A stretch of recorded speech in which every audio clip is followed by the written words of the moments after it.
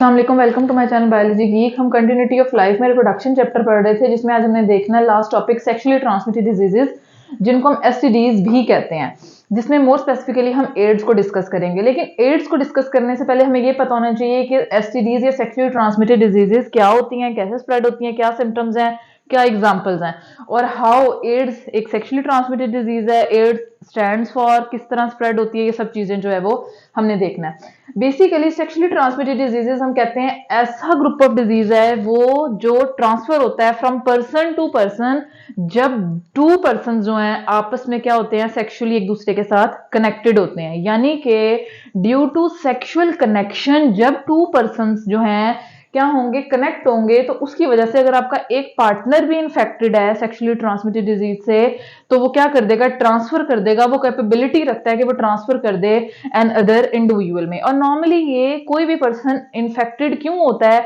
जब आप unhygienic sexual practices कर रहे होते हैं, यानी कि जब किसी इंडिविजुअल के एक से ज्यादा सेक्सुअल पार्टनर्स होते हैं, तो उसकी वजह से हो सकता है कि वो कहीं से ये जो डिजीज है वो क्या करके आया हो, गेन करके आया हो या फिर होल्ड कर रहा हो। Number one. नंबर टू, जब आप अनहाइजीनिक सेक्स कर रहे होते हैं उसकी वजह से भी ये सेक्सुअली ट्रांसमिटेड डिजीजेस जो है वो क्या हो रही होती हैं, ट्रांसफर हो रही होती हैं। अच्छा, अब वो कहता है कि जो इन्फेक्टेड पर्सन होगा, क्या हम आइडेंटिफाई नहीं कर सकते कि ये जो इंडिविजुअल है क्या ये इन्फेक्टेड है या ये इन्फेक्टेड नहीं है, या एक हेल्दी ह्यूमन बींग है और दूसरा इन्फेक्टेड ह्यूमन बींग है, तो हम क्या आइडेंटिफाई नहीं कर सकते, या उस ह्यूमन बींग को नहीं पता होता कि वो इन्फेक्टेड है? तो ऐसा नहीं होता। कुछ डिजीजेज ऐसी हैं जिनका इनिशियली नहीं पता चलता, लेकिन कुछ डिजीजेज में बड़ी स्वेयर सिम्टम्स जो होती हैं, यानी कि आपका जो जेनिटियल ऑर्गन होता है, नॉर्मली अगर मैं मेल्स की बात करूं या फीमेल्स की भी बात करूं, तो उनके जो जेनिटियल ऑर्गन होते हैं रिस्पेक्टिवली पीनस और विजाइना, वो क्या होते हैं, इन्फेक्टेड होते हैं, उन पे अल्सर बन जाते हैं, सोर होते हैं, आप कह लें कि पिस्टल्स वगैरह, इस तरह की चीजें जो है वो पेयर होना शुरू हो जाती हैं, और जो कि बहुत ही ज्यादा क्या होता है, पेनफुल होता है। आपका रेक्टम इन्फेक्टेड हो जाता है। अगर आप कह लें कि सेक्स की प्रैक्टिस जो है अगर आप ओरली या फिर आप कह लें कि थ्रू प्रॉपर चैनल नहीं कर रहे होते हैं, तो आपका माउथ में भी जो है वो इन्फेक्शन हो जाता है। तो हम कहते हैं कि ये जो सिम्टम्स है ना वो शो होना शुरू हो जाती हैं, लेकिन हम इनिशियली बाज़-औक़ात नहीं पता चलता है, या हम उसको उस तरह से देख नहीं रहे होते, या फिर वो बाद में शो होती हैं, लेकिन तब तक आपका पार्टनर जो है वो इन्फेक्टेड हो चुका होता है। अच्छा, तीसरी चीज, अगर इन्फेक्टेड पार्टनर के साथ कंसेप्शन हो गई है दूसरे पार्टनर में, तो जो बेबी होगा वो क्या होगा, स्टिल बर्थ होगी, नंबर वन। नंबर टू, वो बेबी जो है किसी कंजेनिटल डिजीज को लेके बॉर्न होगा, यानी कि फॉर एग्जांपल कोई भी सेक्सुअली ट्रांसमिटेड डिजीज थी उसके पेरेंट्स को, तो वो उस बेबी में होगी कंजेनिटल। कंजेनिटल बेसिकली कहते हैं ऐसी डिजीज को जो बाय बर्थ जो है आपके अंदर मौजूद हो, उसको कंजेनिटल, बाय बर्थ कोई डिजीज लेके बॉर्न होगा। या फिर वो क्या होगा, मेंटली भी उसकी हेल्थ के ऊपर इफेक्ट हो सकता है, या फिर वो क्या हो जाएगा, अबॉर्ट हो जाएगा, ड्यूरिंग प्रेगनेंसी ही वो क्या हो जाएगा, उसकी डेथ हो जाएगी। और ऑफ कोर्स आपका पार्टनर तो उससे इन्फेक्ट हो ही रहा है, अफेक्टेड हो ही रहा है। अच्छा, अब इसमें एग्जांपल्स कौन सी आ जाती हैं, साइफेलस और एड्स। ये जो मैंने सिम्टम्स अभी आपसे डिस्कस किए हैं वो नॉर्मली साइफेलस की होती हैं कि सोर्स वगैरह बन जाते हैं आपके रेक्टम में, जेनिटियल ऑर्गन में, माउथ में, और स्वेयर कंडीशन में इनिशियली पता नहीं चलता, लेकिन अगर स्वेयर कंडीशन हो जाए तो आपके पूरे हाथों पे और बॉडी के ऊपर जो है ना वो रैश वगैरह बनना शुरू होते हैं, आपका माउथ सारा इन्फेक्टेड हो जाता है। तो हम कहते हैं कि ये क्या है, हमारे पास बेसिकली सेक्सुअली ट्रांसमिटेड डिजीज है। हमारा कंसर्न क्या है आज का, हमारा कंसर्न है एड्स। What is ads? हमने देखना है कि एड्स से सबसे पहले किस चीज को डिफाइन करा है। वो कहता है एक्वायर्ड इम्यूनो डेफिशिएंसी, हमारे पास क्या आ जाएगी, syndrome, acquired immuno deficiency syndrome. इधर बहुत सी चीजें इसके नाम में ही मौजूद हैं। वो कहते हैं इम्यूनो डेफिशिएंसी, यानी कि आपका इम्यून सिस्टम वीक हो जाएगा। और जब कहीं भी बात होगी, मैंने प्रीवियस लेक्चर्स में भी बताया सिंड्रोम की, सिंड्रोम से मुराद है कि कोई एक ह्यूमन बीइंग एक से ज्यादा डिजीजेस को जब पॉजेस कर रहा होगा, दैट इज सिंड्रोम। आप कह लो, सिंपल लफ्जों में कह लो कि collection of more than one disease, इसको आप क्या कह रहे होते हो, बेसिकली सिंड्रोम कह रहे होते हो। शिफ्ट कैसे हो रहा है, एक वायरस है जो रिस्पॉन्सिबल है, जिसको हम HIV, human immuno deficiency virus जो है वो कह रहे होते हैं। कुछ इस तरह की उसकी जो है आप कह लें कि स्ट्रक्चर होती है, और ये स्पाइक्स वगैरह जो है इस तरह से मौजूद है। ये हमारे पास क्या होता है, HIV होता है। अब वो कहते हैं कि ये होता क्या है, एड्स।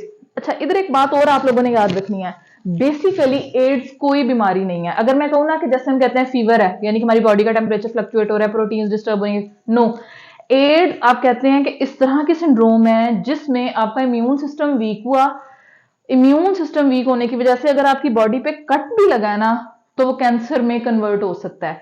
आपको फ्लू भी है ना वो निमोनिया में कन्वर्ट हो जाएगा और आपकी डेथ हो जाएगी। एड्स में बेसिकली क्या हो रहा है, आपका इम्यून सिस्टम वीक हो रहा है। जब इम्यून सिस्टम वीक हो रहा है, कोई भी इंफेक्शन है, कोई भी जो आपको कभी भी लाइफ टाइम में नहीं हुआ होगा, एक वक्त में कई जर्म्स आपके ऊपर क्या हो जाते हैं, हावी हो जाते हैं और आप क्या हो जाते हैं, एकदम वीक होके, ऑलरेडी आपका इम्यून सिस्टम वीक था, आप लीड्स टू क्या हो जाते हैं, डेथ। और इसका अभी तक एड्स का कोई ट्रीटमेंट नहीं है इस वजह से।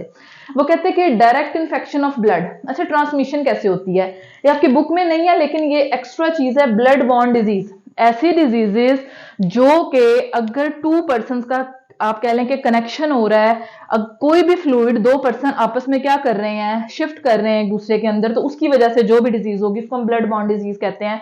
सेक्सुअल कांटेक्ट की वजह से, यानी कि सेमन ट्रांसफर हो रहा है, उसकी वजह से भी हो सकती है। उसके अलावा आपने किसी इन्फेक्टेड पर्सन का यूज्ड नीडल या फिर ब्लेड यूज कर लिया, उसकी वजह से भी हो सकती है।